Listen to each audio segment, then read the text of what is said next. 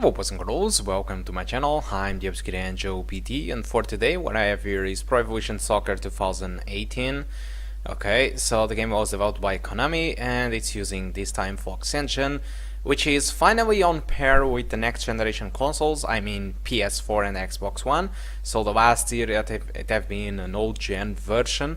Okay, but finally Konami decided to step it up a little bit the game for the PC, and we finally have the Pro Evolution Soccer that we deserve on the PC.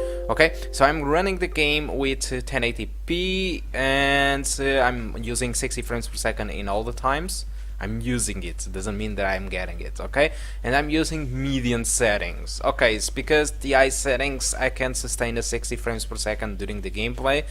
It just drops to 50 sometimes, and it's not that it is unplayable, but this is a football game, so I want to try to get 60 frames per second all the time, and the median settings delivers that. In fact, there is not too much of a difference between median settings and high settings. It's just a little bit of a difference in texture filtering, ambient occlusion, and pretty much the crowd system. So it's pretty much unnoticeable. Although if you reduce from median to low, well, in that case the graphics will be very different. Okay, so just like FIFA, on the replays we can sustain 60 frames per second. It is pretty much around the 30s. In fact, FIFA locks it to 30s, but in this game you can choose to lock to 30s or to 60. So I decided to put to 60 just for you to have an idea what performance this graphic card delivers when it is unlocked to 60 on the replays. But in the end of the day, I would prefer to use 30 frames per second on the replays anyway, because we don't get the 60 on the replays, so there is no reason for it to be on 60.